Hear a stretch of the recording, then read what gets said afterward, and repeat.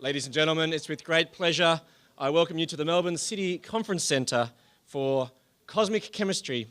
Do Science and God Mix? My name is Robert Martin and I'm the Director of the City Bible Forum, the organisation which is hosting this evening's event. The City Bible Forum is a national organisation which asks the bigger questions with Australia's city workers. And tonight we're asking the big question about a very important issue, the relationship between science and God. And we're extremely privileged to have Professor John Lennox speak to us on this topic. We're very grateful for the Katoomba Christian Convention for inviting Professor Lennox to Australia for the Oxygen Conference.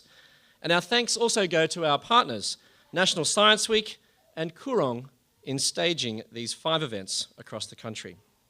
And Coorong actually also has a bookstore in the foyer which has books and DVDs by Professor Lennox available for sale. And today there's also a Cosmic Chemistry special answering God's critics, 5 of Professor Lennox's debates and dialogues with some of the world's leading atheists, including Richard Dawkins, Christopher Hitchens, and the debate he did here in Melbourne with Peter Singer.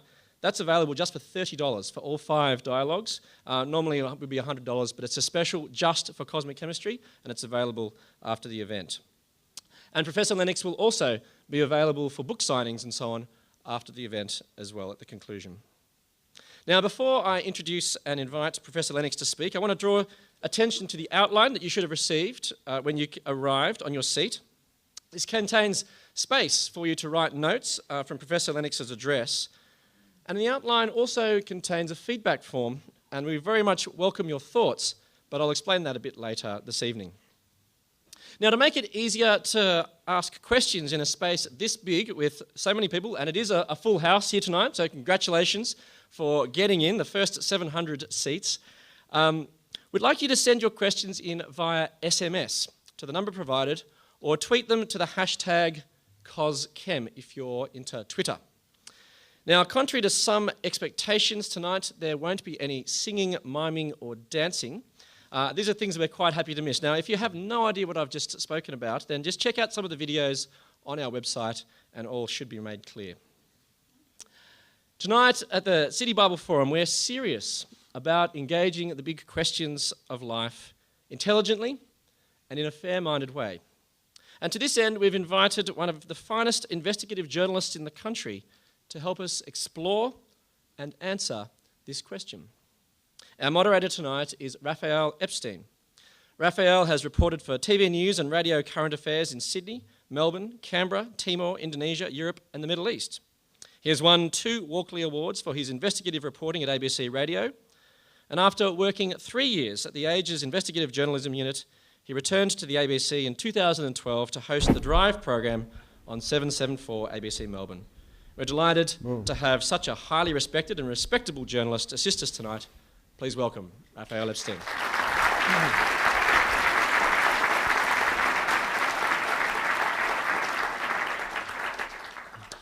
So this evening what's going to happen is Professor Lennox will soon come and he'll speak for around half an hour or so, and then he'll be interviewed by Rafael to explore some of the questions further. And Rafael will also intersperse and utilise in his discussion with John some questions from yourselves. And we'll endeavour to try to get through as many questions as possible, but we regret we may not be able to answer your particular question, but we'll try to get through as many questions as we can. And we should all be done a bit before 9 p.m. as well. I'd like to now introduce our speaker for this evening, Professor John Lennox.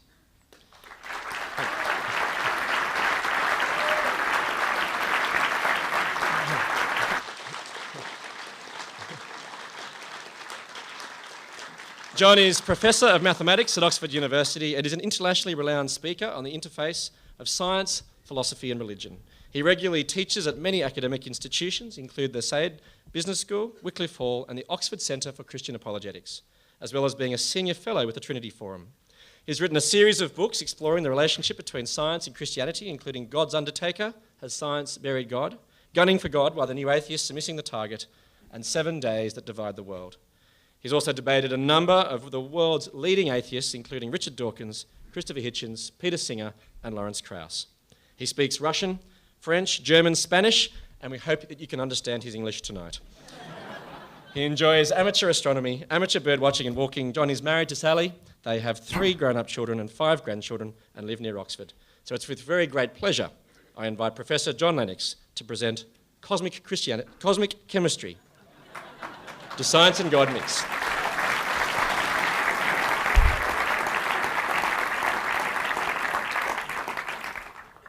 Thank you very much for that warm welcome. The last time I was introduced like that, and it was told to an audience that I was interested in amateur bird watching, the first question that came was, what is an amateur bird? So I hope our distinguished interviewer will not be asking me that question afterwards. But it is an honor to be invited to speak in such a forum.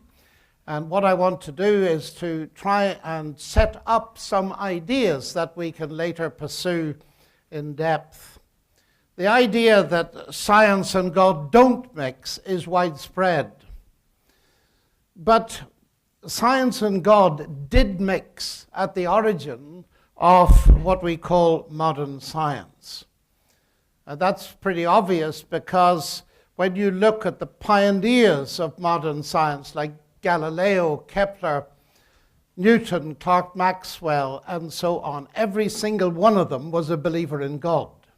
To such an extent that historians and philosophers of science generally subscribe to something called Merton's thesis, that intimately involved in the rise of modern science was the presupposition of God. As C.S. Lewis put it, men became scientific because they expected law in nature, and they expected law in nature because they believed in a lawgiver. So I'm not remotely embarrassed to be both a scientist and a Christian, because arguably Christianity gave me my subject.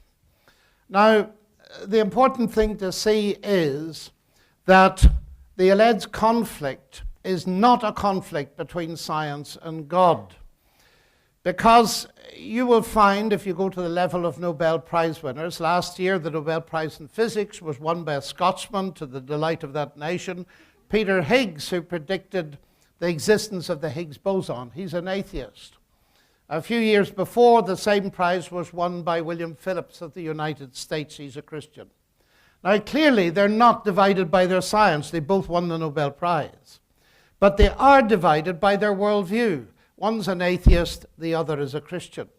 And what I want to argue is that the debate should really be about 2 worldviews, atheism and theism, because there are scientists, eminent scientists, on both sides. It's a worldview issue. And so we can rephrase the question. It's what way does science point? Does science point towards atheism, or does it point towards theism, or neither? Now, being a mathematician, I have to be careful with the concept of proof. Proof has 2 meanings in the English language. There's the informal meaning, evidence, proof beyond reasonable doubt, and so on. There is the formal mathematical definition, which is proof is a chain of logical argument based on accepted axioms with accepted rules of logic leading to firm conclusions. You do not find that in any of the natural sciences, and I will not be talking about that kind of proof. I'll be talking about the kind of proof that we experience in everyday life. It's not as rigorously certain as some aspects of mathematical proof, and even that's not certain. But we must not fool ourselves into thinking that we cannot be convinced enough to stake our life on something. For instance, I have been married for 46 years to the same woman. I can't prove mathematically that she loves me, but I'd stake my life on it. Nor could I prove mathematically that the jet that took me from Vancouver to Sydney was going to reach Sydney, but I staked my life on it. So in everyday life, there are many things where we feel the evidence is sufficiently conclusive in order to stake our life on them. So the first point is that the Christian belief in God, far from hindering science, was actually the motor that drove it. And so we have the very odd situation that Newton, who occupied his own chair, of course, at Cambridge originally, now is replaced by Stephen Hawking, who's just not long ago retired from the chair. And Stephen Hawking says you've got to choose between science and God. There is no cosmic chemistry. Science and God do not mix. And so it's an interesting question to ask, what has happened between the time of Isaac Newton and the time of Stephen Hawking? Well, quite a few things have happened that have generated what I call the fog. And fog comes in various sizes and senses, but there's a lot of confusion about certain fundamental ideas, and I want to recite some of them. The first thing to realize, I think, is that statements by scientists aren't always statements of science. So, for example, when Stephen Hawking not long ago in an interview with a British newspaper said, religion is a fairy story for people afraid of the dark, that isn't a statement of science. It's a statement by a scientist. Incidentally, my reply to it in the same newspaper was, atheism is a fairy story for people afraid of the light. You shouldn't laugh, because that proves nothing. Because both of them really are stemming from the Freudian objection. And we've heard a lot of it, because Richard Dawkins' famous book is called The God Delusion. And I was in the Netherlands recently, and two separate people, one a professor of physics, another professor of sociology, accused me of believing in a god like Santa Claus. So I put it to the audience and said to them, ladies and gentlemen, who of you came to believe in Santa Claus as an adult? And there was absolute silence. It is very foolish and naive to put God into the same category as Santa Claus. I know thousands of people who've come to believe in God as adults on the basis of evidence, not to believe in Santa Claus. But of course, this whole idea, it is tangential to science, but it's one of the things that Richard Dawkins likes to do. It's a statement about psychology. Now, he's not a psychologist, nor am I. And when we go outside our fields, which I'm doing tonight, we need to be very careful. We need to consult experts. And the interesting thing is, when you consult the experts on psychology, let's go to the past president of the Royal College of Psychologists and Psychiatrists in Britain. Commenting on the God delusion, he says, you know, the positive beneficial effects of belief in God are the best kept secret of psychiatry. And if the results of massive meta-studies, that is studies of studies, had gone in the opposite direction, and it had been demonstrated that religious belief was harmful, it would have made headlines in every newspaper in the world. But because it's gone in the opposite direction, it appears to have been suppressed. At any rate, Richard Dawkins shows zero evidence of ever having read it. A best-selling psychiatrist in Germany is Manfred Lutz. He's written a book called Eine kleine Geschichte des Größten. It's not into English yet, a brief history of the great one.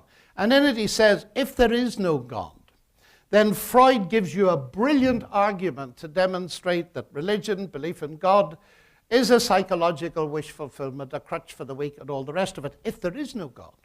Of course, if there is a God, the very same argument, he points out, shows you that atheism is a wish fulfillment, a desire never having to meet God, never to have to be accountable for the things we've done wrong. And so he says it's a two-edged sword. But on the substantive question, whether there's a God or not, neither Freud, Jung, nor Frankl can help you at all. So that's one of the reasons people making wild assertions about subjects outside their own understanding and assertions that are demonstrably false. The second thing is this. Part of the fog is generated by confusion about the nature of God. The last time I stood in this room, I was debating the editor of Skeptic magazine, Michael Shermer. And I met him not long ago in Oxford at one of our formal debates. And he accused me of atheism, which was an interesting thing to do. He and two others were there, Richard Dawkins, who didn't debate, but he was there, were glaring at me. And Shermer said, you are an atheist. And then he said, with respect to Artemis, Baal, and he went through the whole alphabet nearly until he got to Zeus. And of course, I confess it readily. I am an Azeusist. highly convinced Azucist, Wotanist, Baalist, and so on. And then he said, we just go one God further. And we dismiss the God of the Bible. And I thought that's a very interesting statement because it reveals to me where a major problem lies. And that is there's been a substantive shift in the conceptualization of God on the part of many of my atheist friends and colleagues. They think that I believe in a God who fits into the ancient Near Eastern pantheon, gods of thunder, gods of lightning, gods of sex, and so on, which are essentially what we would now call gods of the gaps. I can't explain lightning, so I postulate a god of lightning. And then I go and study atmospheric physics at Melbourne University, and that god disappears. Now, listen very carefully to this. If you conceive God to be a god of the gaps, then you've got to choose between God and science. Let me repeat that. If you imagine God to be a god of the gaps, that is a placeholder until you've got a scientific explanation, then of course you've got to choose between God and science. But notice why. It's because of the way you define God. Now, of course, the God of the Bible is not a God of the gaps. He's God of the whole show. So when Newton discovered his law of gravitation, he didn't say, well, I've got a law of gravity, I don't need God. No, he wrote the Principia Mathematica, arguably the most famous and brilliant book in the history of science, expressing the explicit hope that it would convince a thinking person to believe in a deity. He didn't believe in a God of the gaps in that sense, and of course it stands to reason. The more you understand of art, the more you can admire the genius of a Rembrandt, not the less. The more you understand of engineering, the more you can admire the genius of a Rolls-Royce, not the less. And the more we understand of the universe, from my perspective, the more we admire the God who did it that way, because the God I believe in is a God of the whole show, the bits we do understand and the bits we don't. And it's the bit we do understand that lead me further and further to the conviction that there is an intelligence behind the universe. So confusion about the nature of God has generated a fog that's producing the disparity to say that science and God don't mix. But then there's confusion about the nature of science. We live in an age where science has been phenomenally successful, especially in its technological spin-offs, and that's wonderful. We all enjoy them. But some people have come to the conclusion, like Stephen Hawking, that, I quote, philosophy is dead. It's now for scientists to bear the torch of the truth into the generations to come. That was a very odd statement because he then proceeds to write a book on philosophy. And in my opinion, proceeds to show that at least for him, philosophy is very dead. But the interesting thing is what he is saying is what we call scientism, that science is the only way to truth. Bertrand Russell once put it like this: what science cannot tell us, mankind cannot know. And Bertrand Russell was a brilliant mathematician, philosopher of science, but both of those things left him when he made that statement. Because the statement, what science cannot tell us, mankind cannot know, is not a statement of science. So if it's true, it's false. You cannot know it if it's true, can you? Perhaps it's too late at night for logic like that, but there we are. Secondly, we need to realize that scientific explanation is limited, even on its own terms. When you learned the law of gravitation at school or in physics at university, what do you think it explained? Did you think it told you what gravity was? Because if you do, you're seriously mistaken. Newton realized it didn't tell you what gravity was. Nobody knows what gravity is. The law of gravity is brilliant. It gives us a mathematical equation with 8 symbols in it that enable us to land a person on the moon without even Einstein's correction. But it doesn't tell you what gravity is. And the problem is we take this word explanation and we think that we've unpacked it completely. And if there's a scientific explanation, that's it. It isn't it even within science itself. Nobody knows what energy is, for example. And if you don't believe me, read Richard Feynman. You see, Wittgenstein made the point brilliantly. He said the greatest deception of modernism is that the laws of nature are explanations for the phenomena of nature. They are not. They are descriptions that enable us brilliantly, of course, to make predictions, but they are not explanations in the complete sense. Now, I want to add something to that. Very simple analogy. You all know it. Why is the kettle boiling? Well, because there is heat energy from a Bunsen flame going through the copper at the base of the kettle and agitating the molecules of water. They're going faster and faster and faster, producing steam and so on. That's not why the kettle's boiling. It's boiling because I need a cup of tea. Well, I'm glad you laugh, but the point is very serious. Those two explanations do not conflict. They don't compete. They complement. The one is a scientific explanation. The other is an agent, personal explanation. Now, if we scale that up to the level of the cosmos, asking us to choose between God and science is like asking you to choose between Henry Ford and the law of internal combustion to explain a motor car. It's absurd, and I find school kids can see it. I wonder why some university professors can't. This is a very important thing. Explanation comes at different levels. And peace be to Richard Dawkins, God is not the same kind of explanation as science. He doesn't compete. Just as Henry Ford is not the same kind of explanation as the law of internal combustion. So, we of course come then to the famous thing. I might as well deal with it now because it seems to be the heart of so much argument these days, which amazes me. I used to meet it in Russia frequently, but never in the West until it started to be popularized by Dawkins and some other people. That this notion of explanation, of postulating a God to create the universe, is absurd anyway, because it leads to an infinite regress. Who created God? Who created the creator that created and all this kind of thing. But that's not so. You just have to think about it for a moment. Let's abstract it. Who or what created X? Now, philosophers call that a complex question. Not that it's complex, but that it hides assumptions. If I ask who or what created X, I'm assuming X was created, of course. Who created X? I'm assuming X was created. If X is not created, the question doesn't even apply. Do you see that? So, in fact, this much vaunted argument that knocks down God's existence, as in the heart of the God delusion, does no such thing. It only applies to created gods. Let's put it this way. If Richard Dawkins' book had been called The Created Gods Delusion, I don't think anybody would have bought it, because we know they're a delusion. But there's a little sting in the tail, as I put it to him. He believes it's a valid question, which it is, of created gods. So I asked him, you believe the universe created you. So if your question is valid, I can ask it to you. Who created your creator then? I'm still waiting for an answer, and it's taken 8 years now. So the idea of who created the creator is a non-starter, it seems to me. Now,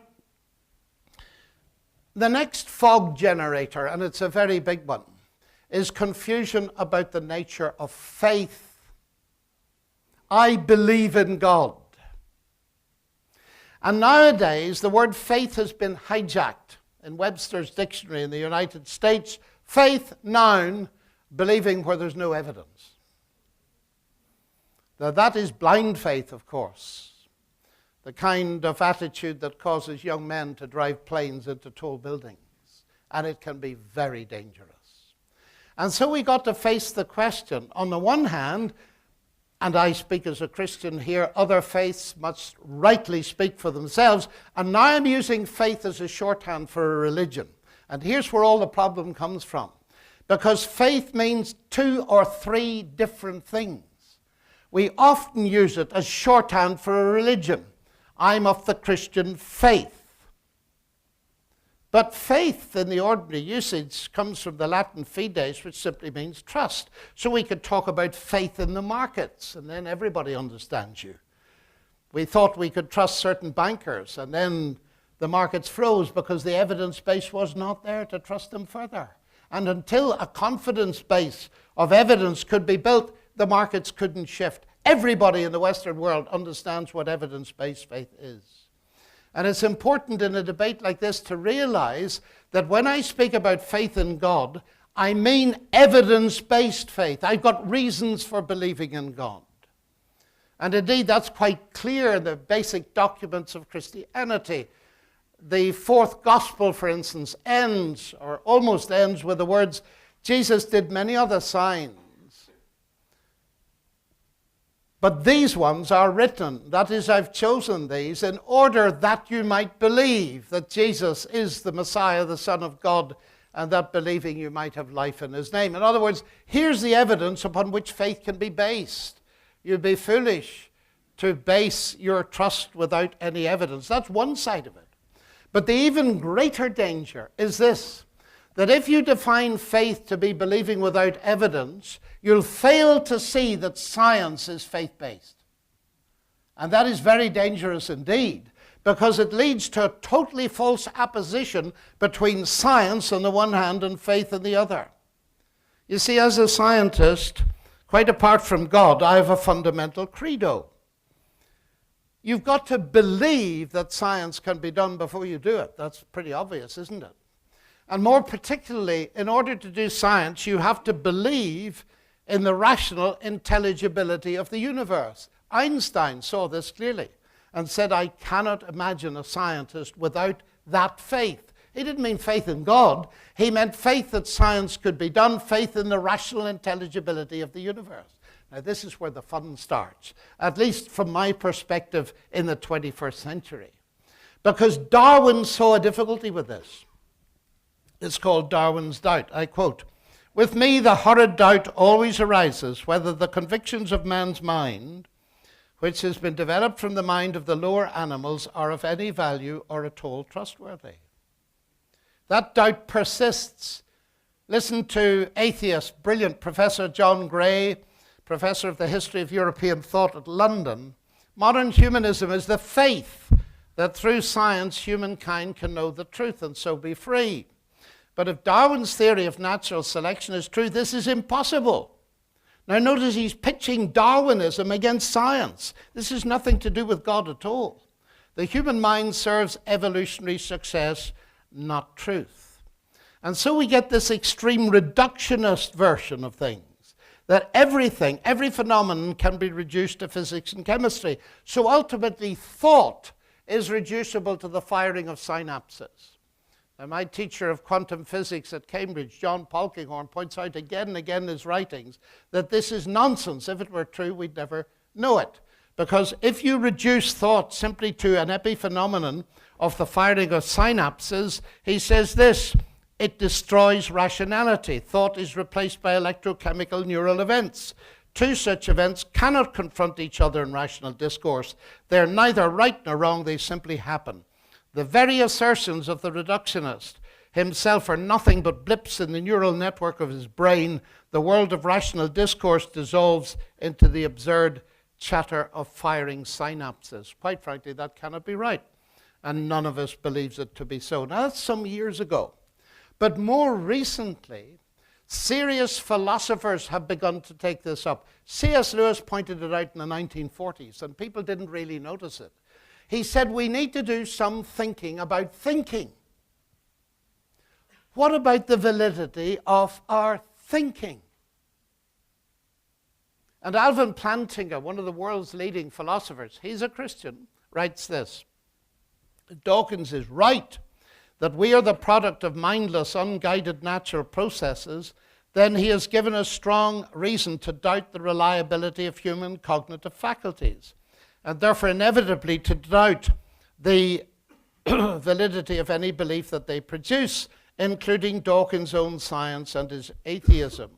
His biology and his belief in naturalism would therefore appear to be at war with each other in a conflict that has nothing at all to do with God. Far more interesting than that, because you might accuse him as a Christian of bias, Thomas Nagel, one of the most brilliant philosophers in America today, who is an atheist. He doesn't want there to be a God, and he says so explicitly. He wrote in a book that is startling in its title, Mind and Cosmos, subtitle, Why the Neo-Darwinian View of the World is Almost Certainly False. He's thinking of thinking. If the mental, he writes, is not itself merely physical, it cannot be fully explained by physical science. Evolutionary naturalism implies that we shouldn't take any of our convictions seriously, including the scientific world picture on which evolutionary naturalism itself depends.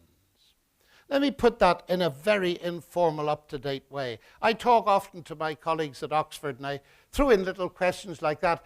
Tell me, what is the mind? And many of them say it's the brain. That's a very popular view these days. What is the brain? Well, to cut a long story short, the brain is the physico-chemical, electrical end product of a mindless, unguided process. Oh, I say, and you trust it. I said, if you thought that any of the instruments you used in your lab were the end product of a mindless, unguided process, you wouldn't trust it for a moment. Now, that is, in essence, the argument that is being ramped up today. And basically what it amounts to is this, that atheist reductionist assumptions don't only shoot themselves in the foot, they shoot themselves in the brain, and that is usually fatal. Thank you very much.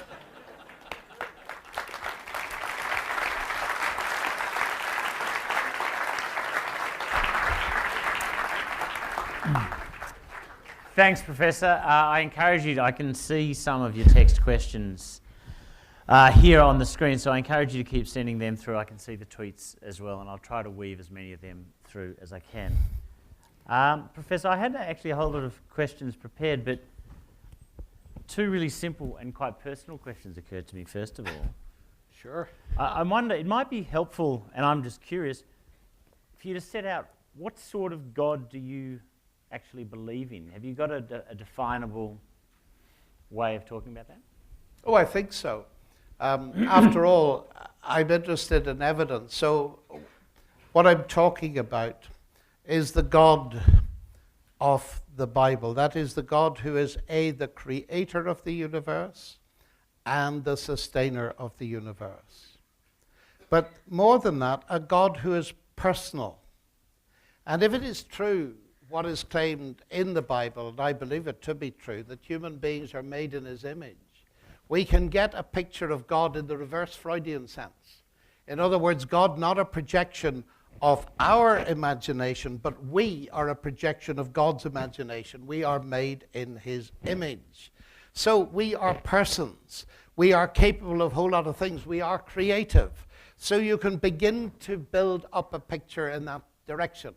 But there's a lot more to it, because, of course, central to the Christian faith is the claim that God hasn't hidden himself, but has revealed himself, particularly through a whole historical process, but also to the fullest extent in Jesus Christ. And the claim is that he is God become human. So a short, and I don't mean it to be a trite answer to your question, Raphael, would be, the fullest picture I have of God is what I read in the life, the death, the resurrection of Jesus Christ.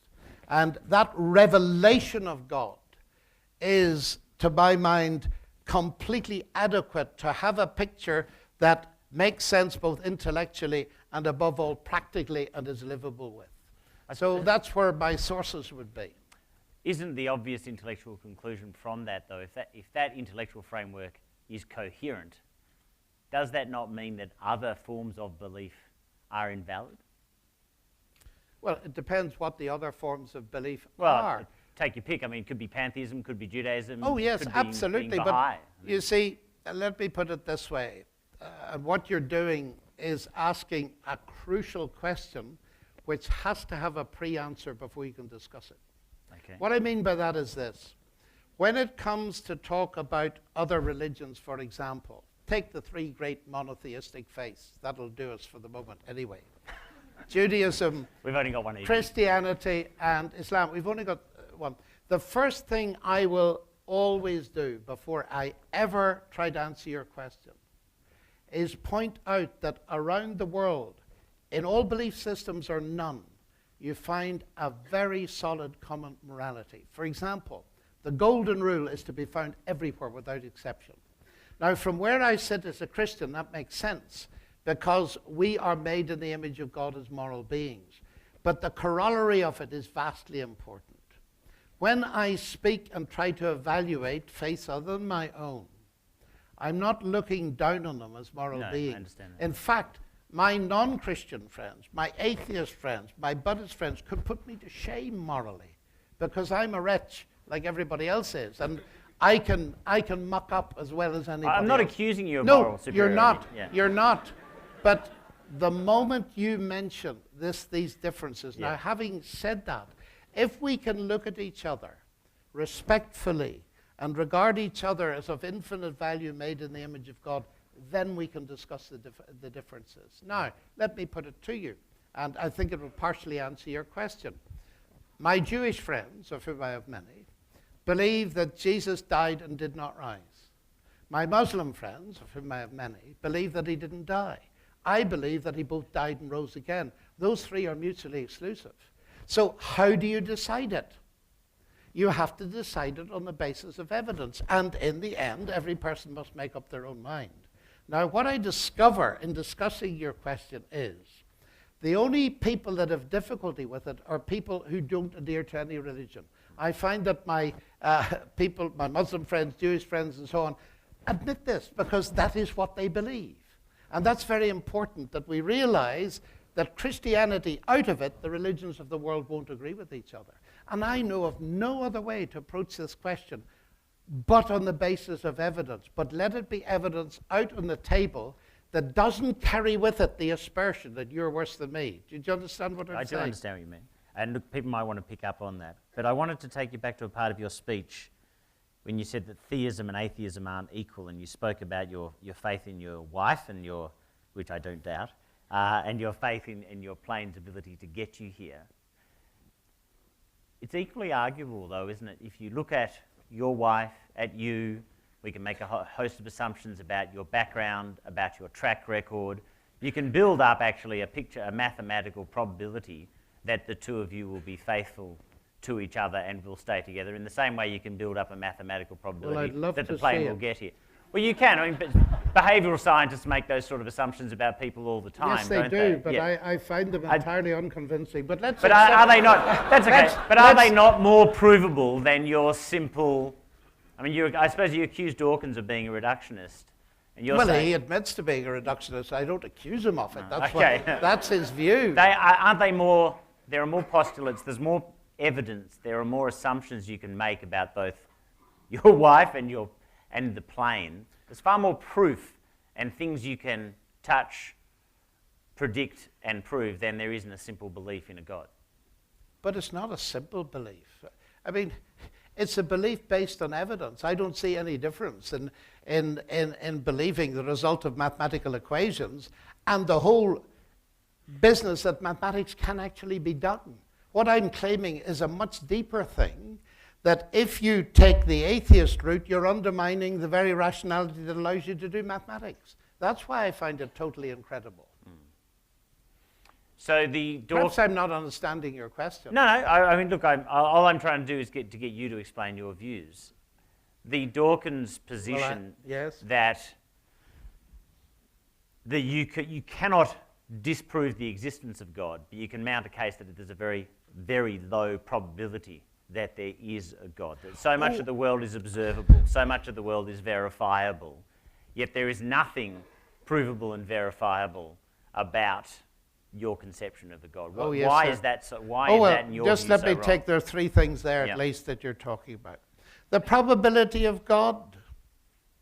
Well, what's the probability that you exist? Very small. But you do exist. At least I hope you're convinced of that, yes? The point is, Rafael, that calculating probabilities is pointless in a way because they're all low. The question is, are you actual? Is there any evidence that Rafael Epstein is actual? No, and I think there is, ladies and gentlemen. Now, exactly the same is true. You said the probability is low. It may be antecedently, although a lot of people would disagree with that on the basis of God, that if you factor the evident fine-tuning of the universe into the probability mix, that increases the probability of God. That's Bayes' theorem and all that kind of stuff. And I think there's a certain weight attaches to that. But you see, you say there's nothing I can prove about God. Oh, yes, there is, sir. There's the intellectual side. But, for example, let me get right down to brass tacks. Christ claims to be able to forgive people, to be able to transform their lives by giving them what he calls eternal life, if they will trust him.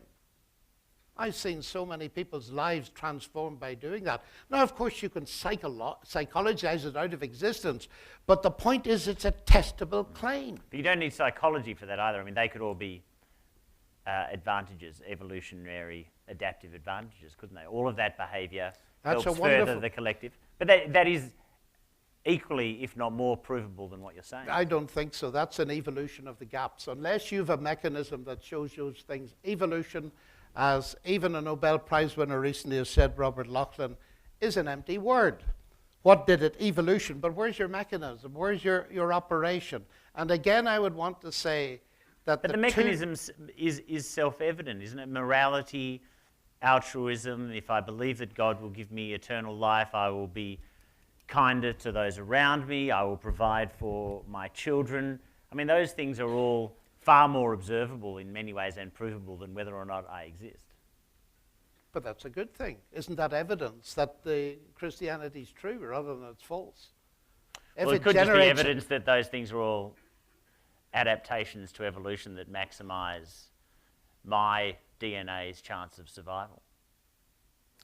If you're working on the basis of DNA's chance of survival, you wouldn't... Again, Dawkins, the selfish gene. You wouldn't... Oh, I know, yeah. But do many people believe in the selfish gene anymore? That's a metaphor, and it's a very misleading metaphor. Dawkins' selfish gene has led himself to the edge of an abyss where he points out that we are the only people capable of rebelling against the selfish genes that are driving us on. And as a number of atheists, not Christians, have pointed out, where is this immaterial principle that can help us rebel against the selfish genes if we're products of our selfish genes?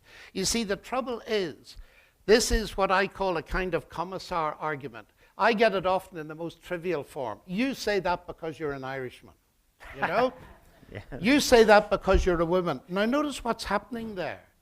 What's happening is if you can give a causal chain to explain what you're doing, you've emptied it of meaning. Because what that amounts to, that criticism, is what you're saying has no meaning because I can give you a reason you're saying it. You're an Irishman. And you need to watch that. Because if you start reducing it simply reductionistically to physics and chemistry, that's exactly what you're doing. You're emptying the universe of meaning. But then you're emptying the whole grounds of your own discussion. And it becomes meaningless. So we end up in gibberish, I'm afraid. I want you to expand a bit on the why you don't, or why you discount the who created the creator question. Because again, a lot of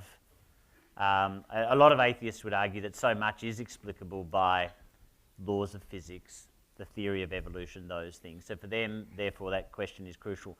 Can you just expand again on why that question is not, I think, not relevant, either not relevant or something, a question you'd like to dismiss? The question, who created the creator, is a question about created creators. And the God that created the universe is eternal. He wasn't created. I'm simply saying a fact. The question doesn't apply to him. He's not a created creator. But I think that Richard Dawkins and a number of others want to believe that and push God into the realm of the Greek gods that are created in that way by human imagination and so on. I'm just making a strictly logical point. And I find that most people take that. Now, there's a related thing that you may have in the back of your mind, I'm not sure. And that is... There's so many things in the back of my mind. What? Well, I'm making a generous assumption. That Richard Dawkins says, look, twisting that slightly, he says, you having the idea of God as a creator is silly because God is by definition now more complex than the thing you're explaining. Therefore, he's no explanation at all. Now, that's related to it. I don't know whether you had that in mind. But that's a non-starter as well, because, as I put to him, I think in one of our encounters, I find a book, The God Delusion, and it's pretty complicated. It's about 400 pages long. So I ask about its origin. I find it originates in the infinitely more complicated mind of Richard Dawkins. So I discard that, because the explanation is more complicated than the thing I'm explaining. And the point of that is this, that explanations often run from the simple to the complex, and we're delighted as scientists when that can happen. The one place it doesn't happen is where language is involved. I want to get to a few of the questions here please in a moment, do. but I just wanted to ask you one more thing. I'm interested in your personal conception. You mentioned the eternal God. Yes. Which is clearly a very different way of looking at the world to the creator question.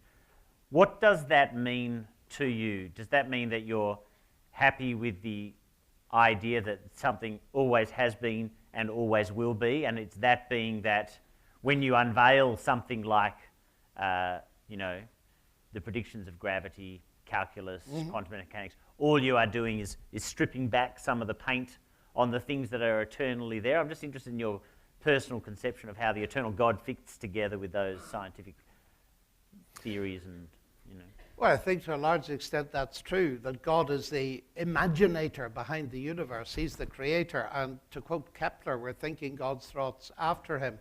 But I think because I'm a pure mathematician, I go further than that. And I think that God has genuinely given us the capacity to create. So some of the mathematics is discovered, some of it's invented. And but perhaps by it's because I'm yes. And which stuff did we invent? Oh, well, the kind of stuff I do, we invent. Oh, okay. okay. Abstract group theory. Is that because Newton and the others found all the good stuff and you've got to sort of Well, possibly we're tinged with deep jealousy about what these people had done. Wouldn't you love to have discovered, as Pythagoras did? I'd love to have that there's an infinite number of primes. His proof is beautiful and simple. Those are the elegant things in mathematics. Indeed. Look, there's a good question here, and I suppose I'm interested too in your thoughts on the motivations of people involved in the debate. Yes. Science versus religion discussions always become so polarized. How can we discuss this with each other without so much antagonism? By doing what we're doing right now. What do you think? By being, yes, it's a very important question, Raphael. Let me put it this way. Debate, I discover, is moving out of mode, out of fashion, particularly in the United States, where I've done quite a few big debates. And it's very interesting. I was recently debating an atheist philosopher, and he wrote to me in advance, and he said, I'm so thrilled you don't want a debate, you want a moderated discussion. And many more people want, look, let's get the ideas out into the public space. The people are intelligent enough to decide, and let's do it without rancor and bitterness. And I think that's perfectly possible. So when I go into even a debate, and I've had many of those, one just round the corner with Peter Singer in the town hall, I want to go into it in as friendly a way as possible, and I want to come out of it in as friendly a way as possible. My measure of it is, I don't go to win. What I want to do is to try to put a credible argument for my position and allow the other person to do exactly the same thing and let the people judge and be able to part with a firm handshake. And if we did that more, I think, the trouble is in many countries, including my own, it's not a level playing field. You rarely get that opportunity. But I'm glad we're getting it now. Do you think, I'm interested in this, this is a very selfish question because I often feel that the discussions I have on my show every day end up being far more rancorous than I would like them to be. And I know, having lived in England, the sorts of debates that are in the public there. Do you think that on the whole, the debates about this issue are beneficial? Do you think most people come away from it with a greater understanding either of their own or of the position of the other side? I mean, I just wonder if the glass is half full or half empty. Enormously beneficial, but you're now going to accuse me of extreme bias. No, well, all I can judge from it is the thousands of emails I get from all kinds of people. Well, so remove yourself from it then. All the other discussions you see about it, do you see them actually having a positive impact? Well, some do. They educate people. They help people to think.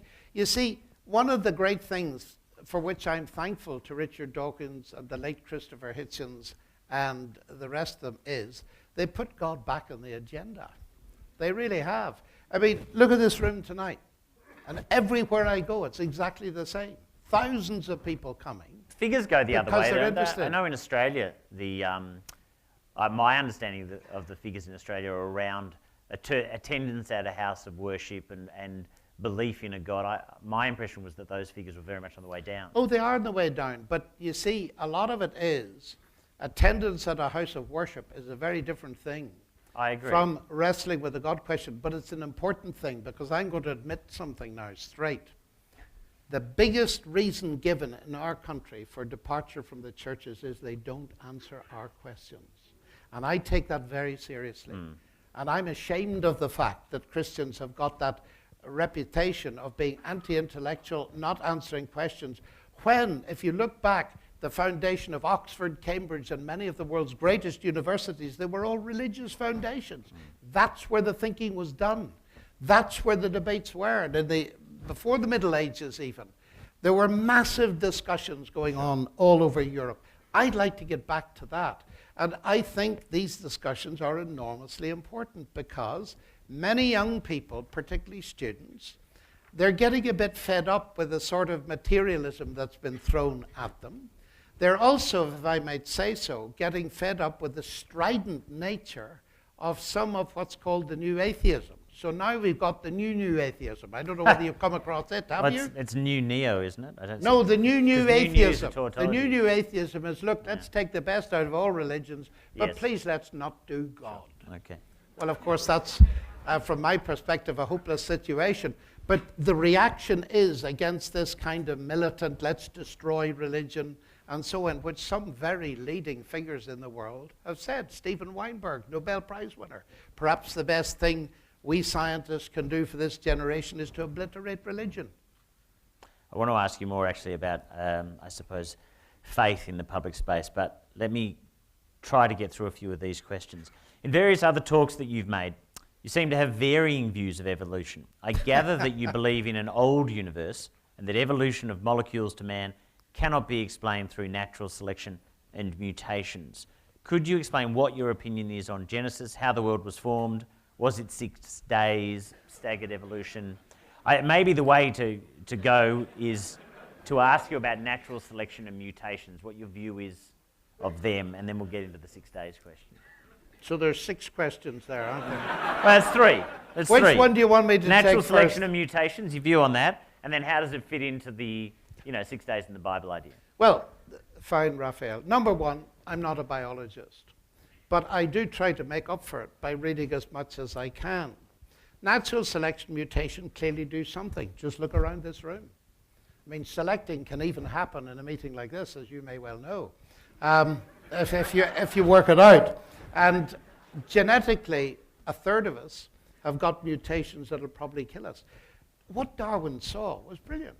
He saw that, for example, the finch beaks in the Galapagos Islands, when there's a drought, the bigger beaks are favored, and so the finches with bigger beaks survive. Of course, it went back to what it was before. So mutation and natural selection do something. Where I have difficulty, and I'm afraid I'm a mathematician, and we have a bit of a track record, whether we're believers in God or not, of having difficulty with seeing this natural process as being creative, in the sense that it generates new information. And I think the evidence is not there. And isn't it creative in that it creates new beings and new organisms? Well, it varies on the theme. Means? All of us in here are human beings, I expect. And we're very different. There are variations on the theme. Natural selection varies the theme. As somebody has put it, it can explain a little bit about the survival of the fittest, but not the arrival of the fittest. And what I notice... But it does explain the beginning of life on Earth? No, it does not.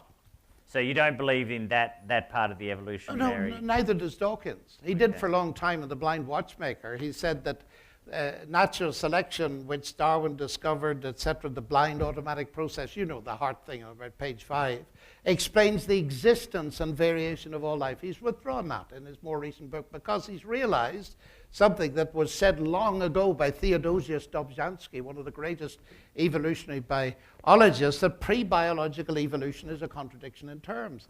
Natural selection and mutation, whatever they do, can only get going when you've got life already there. So they cannot, by definition, be used to explain life. Nobody thinks that. I can't say that I have read The God Delusion and The Blind Watchmaker with the Blessed same art thou. well, I've read them both. I've read them both, but I haven't read them with the same precision. But I can't believe that Richard Dawkins doesn't believe that the very simple design of the universe that has no designer accounts for the beginning of life, at the very beginning of life. Oh, that's a different matter. What you asked me, did evolution, mutation, and natural selection. He admits in his book, you can see, it's called The Greatest Show on Earth, that, well, he admits we know virtually nothing about the origin of life. I suppose, actually, I mean, I'm more interested in your view of the beginning. I mean, we can all read Dawkins. My view of the beginning is that the universe is not a closed system of cause and effect, and that the biblical view, which you referred to, is utterly brilliant insight, because it concentrates in its limited language and its very short description on the fundamental thing that's only recently been discovered, and that is that information is the key to everything. This is an information-rich universe. At every one of the 10 trillion cells of our bodies, there's an information-rich macromolecule, DNA. And you see, the Genesis story, let's strip it down to its essentials. In the beginning, God created the heavens and the earth. So it didn't generate itself from nothing. That's another whole track that we could deal with. And I think you had Lawrence Krauss in Australia last year claiming that it came from nothing. It didn't come from nothing. They have a problem there. God created it. He's an intelligent God, but he did it by, and God said, and God said, and God said. That's very simple language, but it's referring to something very profound, and that is that the universe is not a closed system. It is built up by a series, not many, of inputs from outside, and God spoke. It's as if Genesis is unpacking the very first statement in the Gospel of John. In the beginning was the Word. All things came to be through him. Okay. In other words, its information is prior to mass energy. Now, the reductionist, materialist view, of course, is the exact opposite, that information comes out of mass energy. The problem with that is this, that physicists are increasingly recognizing that, first of all, information is a fundamental quantity, and, of course, information is not only invisible, it's not material. So we have the great irony of science in the 21st century. We're in the information age, and information conceptually is immaterial. So that's the end of materialism. Isn't information actually, though, built up fundamentally by its physical components? I mean, there is a very solid scientific backing to the idea that DNA comes from a more simple organism, no? But that's like saying that the writing on that sheet there is built up by the simple scientific components of the paper and ink. Well, it is. It isn't. That writing there that you recognize as having meaning, you cannot explain to me the semiotic nature of those letters in terms of the physics and chemistry of the paper and ink. You cannot reduce the information contained in City Bible Forum to the physics and chemistry of the paper and ink. You cannot do it. And people are increasingly recognizing that. The problem is, if you wear a reductionist hat, you've got to be able to do it. Why can't I reduce it to a series of physical and chemical questions? Well, you try. Well, I know that the light when bounces. you've written the book, I'll read it with considerable interest. I don't have time to write the book now. But Michael, I know, but you know what I'm saying. You know that there's a whole lot of, there's the light bouncing off that. Some of it light goes in, some of the light is reflected. I am taught a whole series of things. But what's that from got the to moment do with I the am born. meaning of it? You see, you're back to what Paul Kinghorn was saying. Michael Polanyi saw this years ago, and you probably read him when you were doing history and philosophy of science. He pointed out that, look, if you take certain kind of soil, it can determine to a certain extent the strength of a brick that you can produce with it. But the brick doesn't determine the shape of the house you build with it. The shape of the house you build with it doesn't determine the shape of the street. And it doesn't determine the shape of the town. There are hierarchies which require an informational input from outside, and that occurs in lots of places. And that's increasingly the thing, and this is what Thomas Nagel is getting at. You cannot reduce the mental to the physical. And we have forgotten that, I think. C.S. Lewis pointed it out in the 1940s, as I said. And it's now coming back full circle, and it's causing, just Google it and see what happened in cyberspace when the new atheists found out that Thomas Nagel was undermining their pet theories. Marvelous stuff. I want to go to a few more of the texts if I can. Does your belief in God limit where you think science should and can go? Say research in genetic engineering or the creation of intelligent life through scientific means? It limits it when it comes to violating the concept of a human being. In other words, let me reverse that. And the positive thing, of course, is what I said in my lecture. Remember, historically, we owe modern science to Christianity. It wasn't against science. Indeed, I should add to that, that the fundamental scientific discipline is taxonomy, is naming things. It was God commanded that according to the Bible. So God is pro-science and he's pro-biology. Isn't that interesting? So that's the first thing. The second thing is this. If it is true that human beings are made in the image of God, then we need to be careful what we do to them. Sorry, Now, I'm not quite sure what you're saying. Well, what I'm saying is this, that if, for example, we have the power to disrupt the germline and change the specification of all generations after us, we need to be extremely careful. C.S. Lewis warned of this, because in the end, what we would produce are artifacts, not free human beings. And we could be at risk of destroying what is essentially human. That's all I'm saying. There are bound to be limits, ethical limits. Every single laboratory has an ethical committee around the world. I'm not so there are saying, ethical yeah, questions. I suppose what I'm trying to get at is what I think. Maybe I misunderstood you. No, I just think there's the second part of that question perhaps you haven't addressed. I'm interested.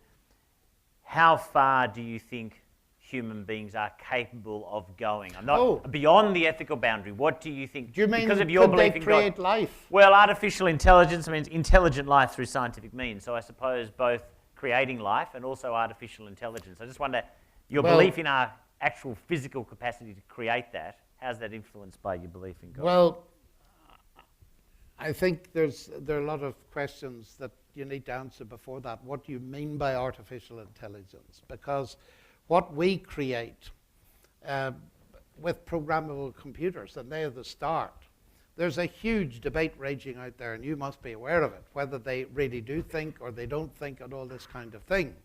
My naive assumption, and nothing I've read has contradicted it so far, is that robotics is very unlikely to produce something that can independently think and create and so on. It can process much faster than we can. But whether or not human beings will be able to create life biologically by Craig Venter, constructing things, they may well be able to do so. I mean, I don't know. I'm not God. I don't know what people are capable of doing. And it's obviously always much more than we think they can. So I'd be a crazy man to answer your question. Not my question, just some generous person out there. This is a good one. Since according to incremental evolution, there's no point in time that humans became a species, I assume that means a discrete moment in time. How can there suddenly be a human with a soul created in the image of God, but his parents were not? I suppose that's really asking for your view on incremental evolution. Yes, well, I'm sharing the view of an increasing number of biologists, that incremental evolution doesn't produce the big changes. But behind that question is something far more serious, and I'll address that head on. Because the corollary of the universe not being a closed system is that I'm not only open to the idea, but I believe it to be true, that human beings are a special creation. They didn't come about by incremental creation from anything below them at all. And I think that the Bible goes out of its way to point that out. That the very interesting thing is, however you regard the Genesis story, just let's think about what it actually says. it points out that one of the fascinating things that God said to the man was, it's not good for you to be alone. And then there follows an almost humorous account, if you look at it in its context, about God bringing the animals to the man to see what he would name them. And he gave them names. That must have been a very lengthy process. And then it adds at the end, and here's the humorous bit, but for man, there was not found a companion suitable for him. That is among the animals. According to the Genesis account, the very first lesson humanity was taught was they were not continuous with the animals. It's almost as if the book anticipated a contemporary debate. I know. And therefore, now people say, but that's absurd. You can't possibly believe that. Half a minute. The origin of the universe is an accepted singularity where the laws of physics break down. Now, I'm a Christian, as you know, and fundamental to my belief is that Jesus rose from the dead. That's another singularity. A third singularity that I believe occurred, to refer to your earlier conversation, is the origin of life. I don't think life came from non-life by a series of incremental random things. You don't have evolution anyway. As far as Scripture goes, very little is said, but what is said is highly significant. On day 3 of the sequence, God speaks more than once. And his second speech is to make the distinction between the inorganic and the organic. Let me word it very carefully.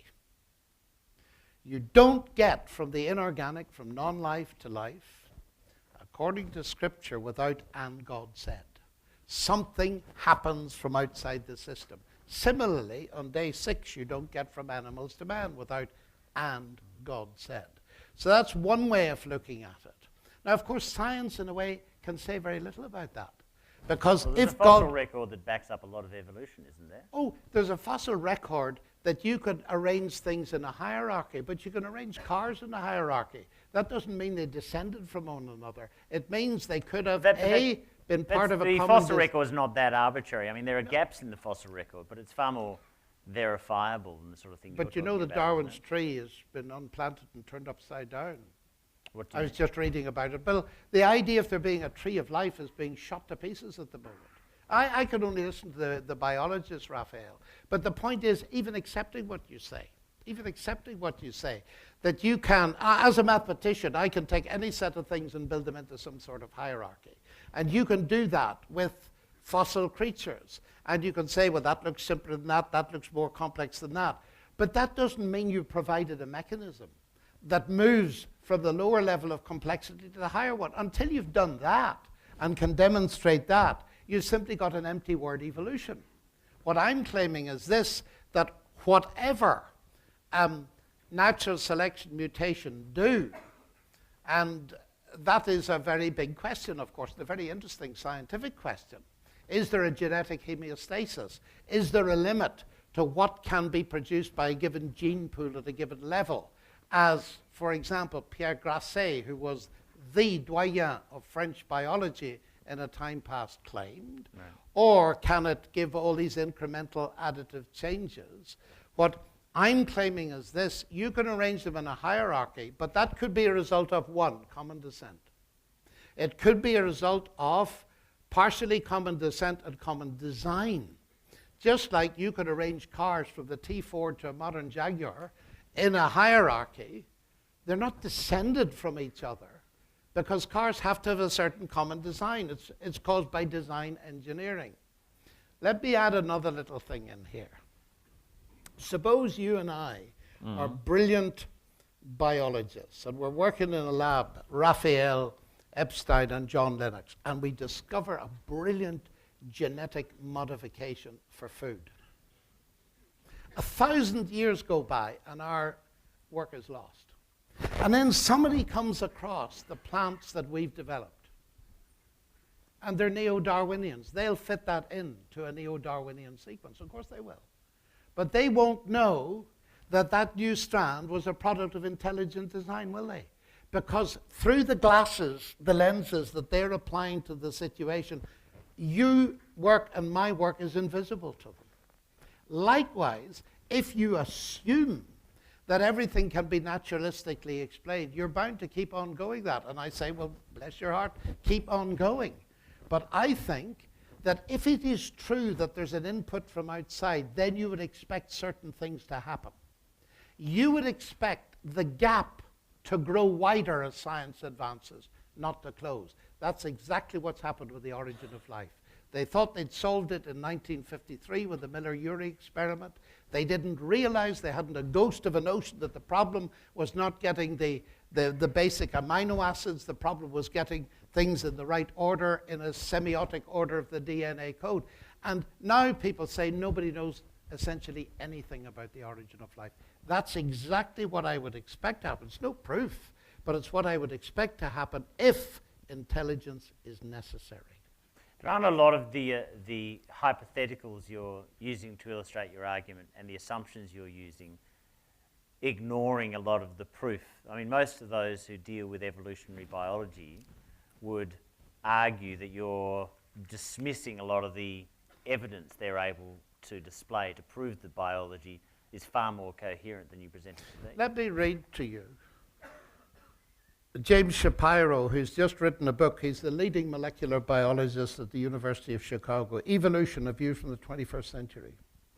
As many professional and popular press articles attest, the accidental stochastic nature of mutations is still the prevailing and widely accepted wisdom on the subject. This insistence on randomness and accident is not surprising. It springs from a determination in the 19th and 20th centuries by biologists to reject the role of a supernatural agent. The DNA record definitely does not support, this man's an atheist, does not support the slow accumulation of random gradual changes transmitted by restricted patterns of vertical descent. Little evidence fits unequivocally with the theory that evolution occurs through the gradual accumulation of numerous slight modifications. Clear evidence exists for abrupt events. Now, the interesting thing is... But isn't part of that evidence about things self-organising, not about some sort of external influence? But we're talking about something totally different now. You're going back to the origin of life. This is talking about once you've got life. No, I mean along the evolutionary trail, part of evolutionary biological the thought is that evolutionary things trail self-organise. cannot begin until you have life, unless you change your definition of the word evolution. Okay. And that's what happens. What I'm pointing out here is, I'm not a biologist, but what fascinates me is reading increasingly in the last 2 or 3 years statements like this coming from some of the leading biologists in the world who are seriously questioning established wisdom. Now, they haven't solved the problem. They don't claim to. So I think a lot is that up really for grabs. seriously questioning established wisdom? Because I remember I spoke Well, the to you at the back. established wisdom is the gradual accumulation. He's quoting Darwin, you But see. there's been a debate for at least 20 or 30 years in evolutionary science about what creates the sudden, evolution doesn't move at a steady space. And it's getting more difficult. That's what I'm saying. Okay. And Lynn Margulis, who died unfortunately recently, professor at Boston and in Oxford, said neo-Darwinism is dead. So I'm reacting as a non-biologist. You've got to have a biologist here. But what I'm saying is popular accepted wisdom of the blind watchmaker kind appears to be dying out. Now, I want to say something else. My belief in God doesn't depend on the truth or falsity of a biological theory. You see, this is important. God can do it any way he likes. The question as to how he did it is essentially a scientific question. So we need to separate those two things. You cannot logically deduce atheism from neo-Darwinism. There are many people who believe in neo-Darwinism who are Christian, who believe in God. What I'm saying is this: as a scientist, I'm querying two things. I've long since seen that God can do it any way he likes. But secondly, what I'm saying is, if you're going to argue anything from evolution, you have to A, be able to say, logically, you can deduce atheism from it. That's logically false. But B, that it has to carry the weight that's put on it. Now, what's becoming increasingly clear to my mind is it's not doing that. Okay. Let me go to a few of these questions. Sorry. It's a good one. If we're made in the image of God, why is it that we are so flawed biologically? Well, a bomb has hit us, hasn't it? In a way. Flawed biologically, that is, we're damaged. Well, Flawed, biologically. Is that different? I'm not sure. well, we're flawed morally as well as biologically. And I suspect the questioner means both. yes, I suspect so too. So we'll think about both of those. Well, again, you were talking earlier about truth, correspondence to reality, and coherence. I think we've got to first listen to the biblical picture before we can judge it. And the biblical picture tells us that human beings, the Genesis story, and I'm interested, you did pursue that with me earlier, but there we are. We passed it by. The days of Genesis and so on, and I'm happy to pass it by. No, you're not. We come to the... I'm very happy to pass it by. Let's answer this person's question. But the question here, what we're told is that human beings were given free will. And the minimalist description in Genesis is very powerful. The idea that human beings were allowed to eat of every tree in the garden except one. And of course that prohibition meant that they were free to eat it, but they weren't permitted to eat it. That's the basic minimum for being a moral being. And human beings decided to believe a lie, that God was against them. They still believe it, of course, which is a major reason for not believing in God. He's out there to spoil our fun. Christopher Hitchens had this marvelous description of God as a North Korean dictator in the sky. You've probably heard that. Always looking to see if anybody's having fun and spoiling it. But God invented all the colors. He's the one that gave us our brain, our mind, our creative abilities. But humans believed the lie and they rebelled against God. And they brought sin into the world, and death came through sin. And it appears to have had a cataclysmic effect at a whole lot of different levels. And I think that at least is part of the reason for the flaw in humanity. It's certainly the reason for the moral flaw. We're damaged people. And we've got to face that damage. But then what you've got to put against that damage and that flawedness that we all recognize, I recognize it in me, my wife recognizes it in me even more, is that because I didn't engineer the problem myself, my parents were good parents, but they weren't perfect. They were flawed. And so were their parents. And so there's a long chain. One of the reasons I'm a Christian, and I must bring this in here because it's relevant to your question, is that the solution measures up to the problem. Because I didn't engineer the problem in the first place, I'm not going to be able to solve it. And that is the reason given in the Christian revelation for God coming into the world and doing something about it. And that brings us to very big things, like the death and resurrection of Christ, that Christ claiming his name is Jesus. He shall save his people from their sins. And therefore, there's an answer to this. Now, the final point I would make is this is a fractured universe. And we're always going to have questions. We see traces of beauty, and we see traces of evil. I arrived in Christchurch, New Zealand, 2 days after the earthquake. Saw the cathedral. Could see the remains of beauty, but could see that an earthquake had hit it. And life presents itself to us like that. And that's one of the hardest problems we face, but we need to face it. Just briefly, why are we flawed biologically, if as you believe? Well, it seems to me that I can't get round the idea that the actual moral rebellion had biological consequences of some kind or other. Oh, okay. According to Genesis, God created plants and trees on earth before the sun and the moon. Yep, science at its best. How do you explain that? Well, according to an interpretation of Genesis, that is the case. Okay. The appearance just of the poorly sun... translated or something? Not at all, no. And Origen, in the 3rd or 4th century, saw the problem. He saw, and of course I believe the writer saw this. You see, if you read a document like that talks about days, that says in the beginning God created the heavens and the earth, which presumably includes the sun, and you begin to read it seriously, you can rapidly come to some conclusions. Number one, Hebrew as a language has several past tenses. And the first two verses of Genesis 1, in the beginning God created, are in a different tense from the sequence of days.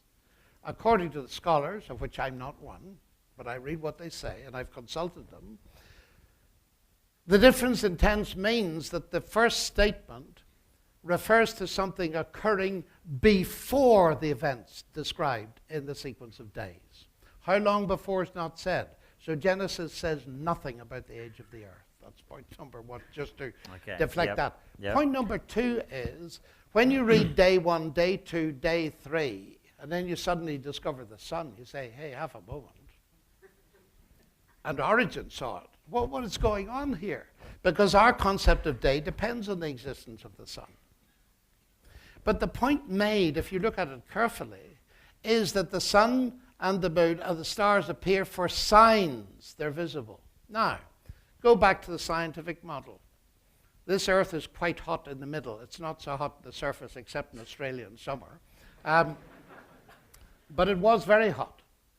And you either have to say, right, the sun was made on day 4.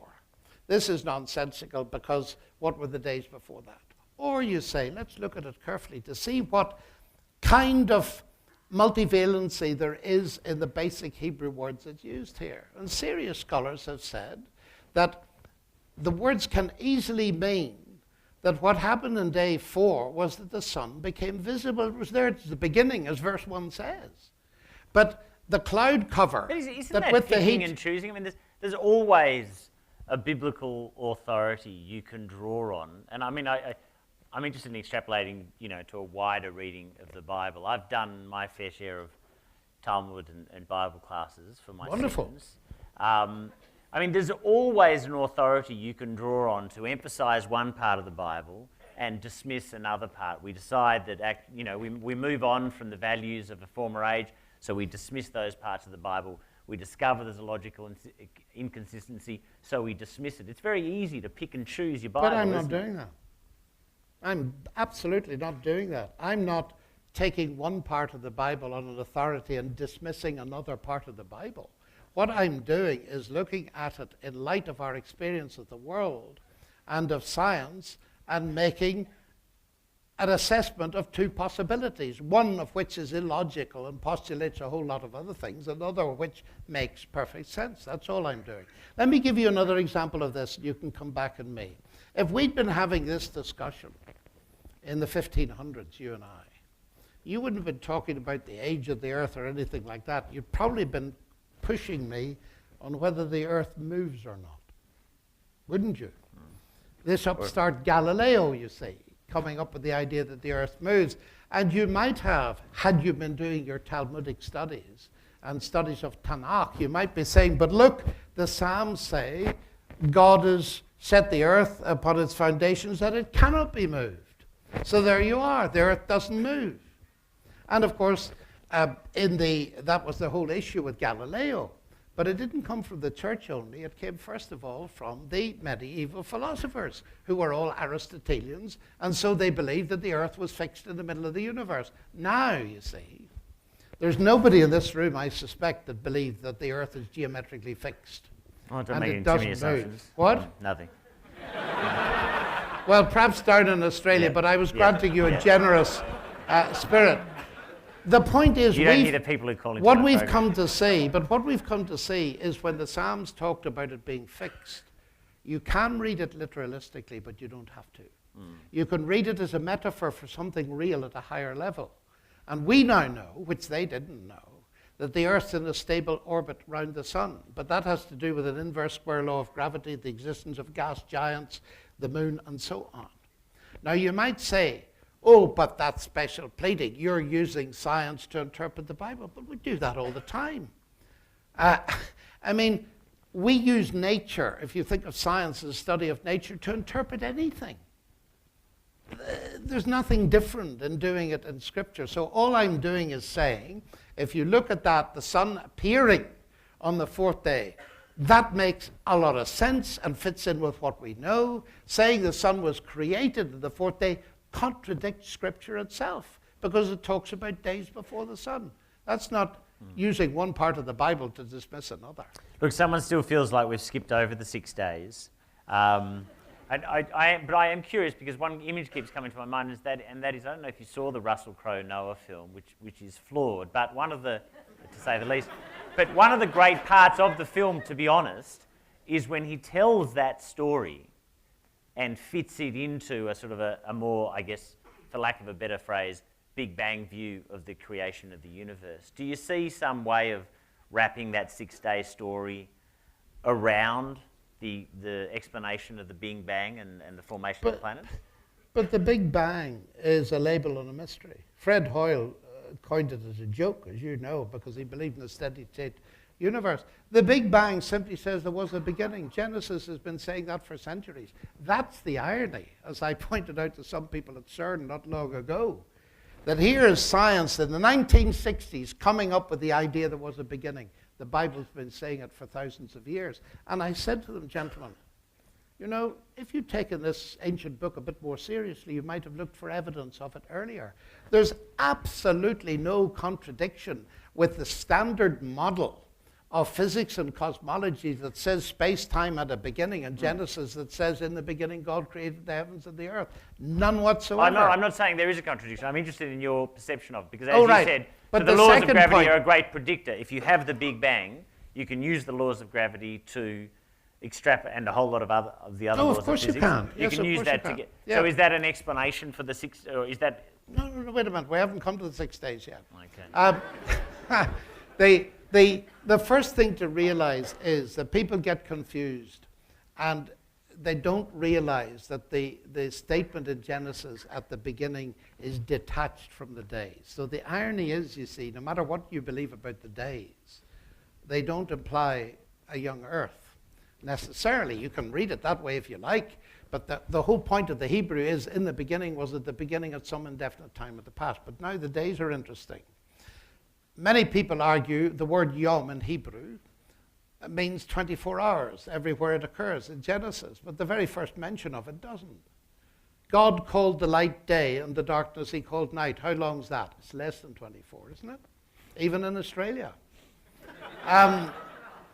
So the very first use of the word draws attention to its linguistic multivalency. Daytime, day. And there was evening and morning, one day, Yom Ahat. There was one day, okay? Well, the Hebrew scholars, you know probably better than I do, argue about whether that's a normal day or it isn't. Let's accept that it is a 24-hour day, okay? So that's 2 meanings. Third meaning is that on day 7, God rests. There is no formula, and there was evening and morning, day 7. And most people for centuries have seen that as important, that God rests from creating. Strictly so-called creating has stopped. God is now upholding the universe. He's not creating anymore. So that rest day has lasted until the present and beyond. So there's a very long day. Then, to add to that, in chapter 2, verse 4, the word is when God created the heavens and the earth, but in Hebrew, it's in the day that. And it's like saying, in my young day in Cambridge, we had to be in college at 11 o'clock at night. You would have never thought of saying, is that Tuesday or Thursday? It's the period of time when you were there. So in Genesis 1 and 2, you've 4 distinct meanings of the word day. That reminds me it's very sophisticated, but now it gets fascinating. Because you see, people look at this and they say, well, if they are days of 24 hours, they must be days of 1 earth week. But that's an assumption that's not warranted when you begin to see how the grammar works. If they were days of 1 earth week, you'd expect them either to have the definite article, ha, or no article. Hebrew is the definite no, you know that. But the interesting thing is in the sequence, it's Yom Ahat, day 1, not the first day, but it's the 6th and the 7th. It changes. Now that begins to open up logical possibilities that what it is saying is that these are God's creation days. In the beginning, God created. When was that? It doesn't say. So it could easily be 13.8 billion years ago. Then, and God said, didn't take him long to say, and I don't mean that facetiously. God speaks information in, that begins to unfold. Then God speaks again, day 2. When is day 2? After day 1. How long? I don't know. In other words, it's perfectly logically possible that what we have is what they're claimed to be, a sequence of creation acts where God speaks. They may take a very long time to unfold, and their unfoldings may overlap. Now, of course, if we look back at any kind of record that might be left of that, what we'd expect is the sudden appearance of new levels of complexity, which is exactly what we do find. So that's one way of reading it. I wouldn't die for that, even though some people might like me to after this is over. But it seems to me there's a perfectly intelligible way of reading it. Now, the big objection to that is, oh, here, that's far too sophisticated and far too complex. But I could say exactly the same about the moving earth. It's far too sophisticated and complex to understand the psalm that says the earth is fixed, that it shall not be moved, in terms of a fundamental stability. But we've long since conquered that. The only thing I would point out is it took 1,700 years to sort that one out. So the age of the earth, well, it's taking a long time too. So I'd sum it up by saying this. You can read Scripture as if it said the earth doesn't move, but you don't have to. You can read Scripture as if it said the earth was young, but you don't have to. I'm just curious too, I've always loved chaos theory because it seems to be a beautifully elegant theory. I just wonder how it fits into your conception of Well, chaos theory is a misnomer because it's a highly deterministic theory. It's saying just that things are so sensitive to initial conditions that you can't actually do the measurements to sufficient accuracy. But the actual laws behind, so to speak, that become chaotic are completely Well, it's more an observation, isn't it, that you get order where you expect chaos and chaos. It's just a fascinating fact about the universe. Yeah. I'm not so sure it has any eternal significance. Okay. Let me see if I can get through a few of these questions. Do you see a belief like the resolution, do you see, I think this is what it's saying, do you see belief in the resurrection as being anti-scientific or blind faith? Which you actually Absolutely referred to not, briefly. but it's such an important question. I remember Christopher Hitchens, the late Christopher Hitchens, who's passing I mourn. I got on with him very well, actually, and loved discussing with him. He made this point in a debate that we had in America, and you can see it on YouTube, I think, where he said, look, you know, this idea of the supernatural, resurrection, this is a non-starter. Because David Hume long ago pointed out that miracles are a violation of the laws of nature. We know the laws of nature. In primitive times, like the New Testament, they didn't know the laws of nature, so they could believe in these things. They are impossible to us. Now, the problem that presents me with is a double problem. It's pointless, I find, with contemporary audiences in the West, to start saying, I believe in the resurrection because this bit of evidence and that bit of evidence.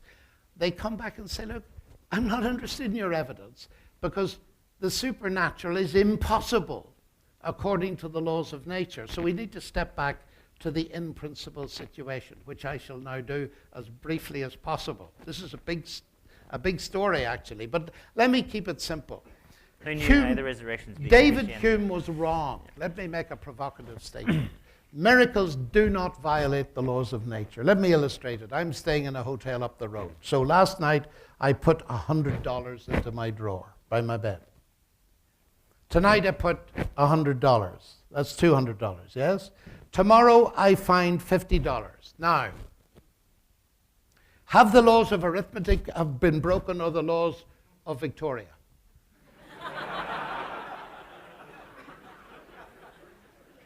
Now think about it. Somebody's put their hand in. How do I know that? Because the laws of arithmetic haven't been broken. It's my knowledge of the laws of arithmetic that tells me that somebody has put their hands into what I thought was a closed system. Now this is so important. It's due to C.S. Lewis. I'm not clever enough to think of that. And it's a very important thing. We have got a wrong idea of the laws of nature because of the word law.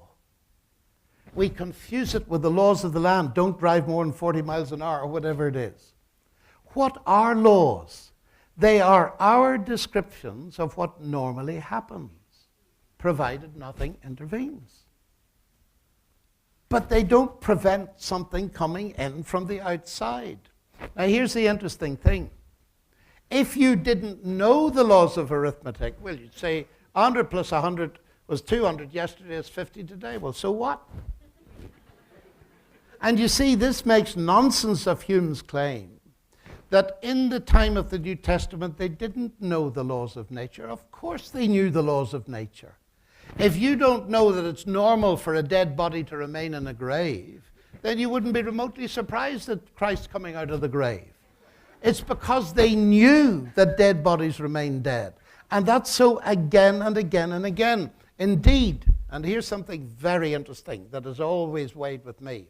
There's only one scientist or quasi-scientist who writes in the New Testament. His name is Dr. Luke.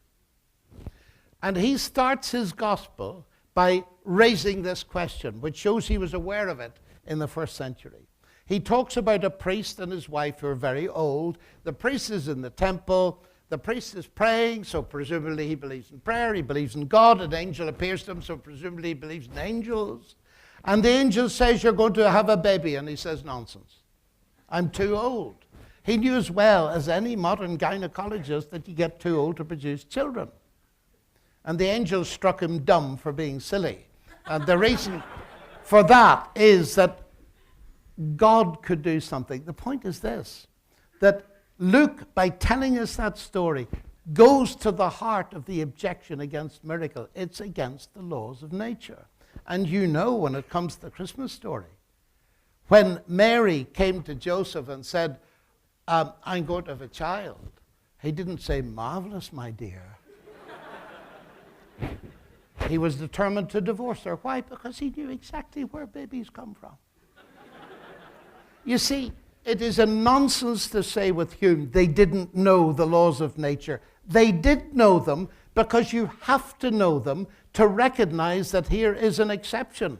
Now, if I were claiming, when it comes to the resurrection specifically, that the resurrection of Jesus is a result of natural processes going on in the tomb 5 minutes before he rose, then it would be a violation of the laws of nature.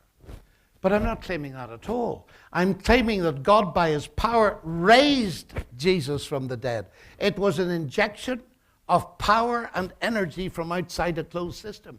The laws can say nothing about that. Newton's laws of motion can predict to a certain extent, if I hit a billiard ball with a cue, what's going to happen. But if you just reach over the table, lift the ball up, you're introducing something new from outside. Newton's laws will continue to work. You haven't broken them. So it seems to me that this is a completely false idea that miracles break the laws of nature. So in that sense, as a scientist, I'm recognizing the fact that God has built regularities into the universe. We describe them mathematically by our laws of nature. God is the lawgiver, but God, as the lawgiver, is not a prisoner of the laws. Remember, the laws don't cause anything. Newton's laws of motion never moved a billiard ball in the history of the universe. People with cues do that. But people have some idea of breaking laws as if they're causes. They're not. They are our descriptions of what normally happens. So that would be my first approach to that question. I want to ask one final question. I know we need to wrap up, but this is one I'm just curious on your perspective. One thing I see a lot of now, I don't know if this is venturing beyond the realms of the discussion, I see a lot of prejudice now sparked by conflict overseas. I see a lot of Islamophobia, I see a lot of anti-Semitism, I see a lot of just plain prejudice. Mm-hmm. Is that in any way linked? There's no doubt that we live in a very, to be honest, I'm quite glad, I think we live in a very secular society. But do you see a rise of prejudice, and do you see the rise of the prejudice in any way being linked to us, at least in a public space, being very secular? That, to my mind, is a very complex question. Sorry, that was a... And it's a complex question, nobody can explain why. Because if you look back at history, people look at history and they look at my country of Northern Ireland. They say, there you are. How could you possibly believe in God? Look at what religion has done. And I want to say, well, I'm ashamed of that. But please notice that that happened because people disobeyed Christ, not because they obeyed him, because he repudiated violence. So that's point number one. That if we took seriously what Christ said, there wouldn't be Islamophobia. Because we would regard, we started with this, and it's a good thing to finish with it. We would regard every man and woman, whether they believe in God or not, or whether they agree with us or not, as people made in the image of God and therefore of infinite value. It's to do with our intrinsic value system.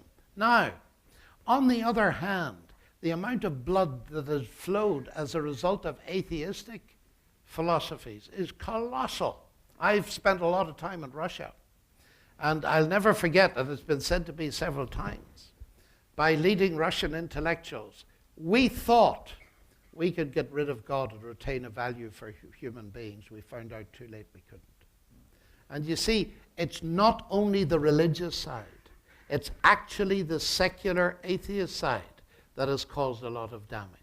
And what I plead for is whatever we believe, let's enter the discussion and look at one another as creatures made in the image of God. But you see, you can't do that if you don't believe in God. And you see, what is being taught to our kids? This is the problem to my mind, Rafael. If you teach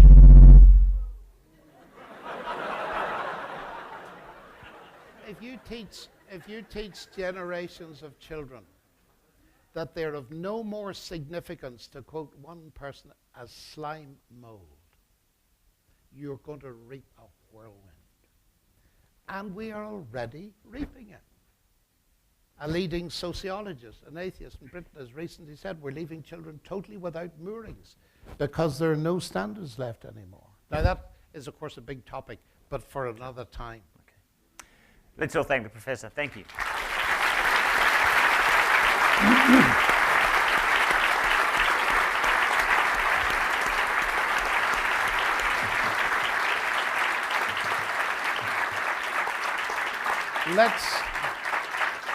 Let's thank a superb moderator. Yeah.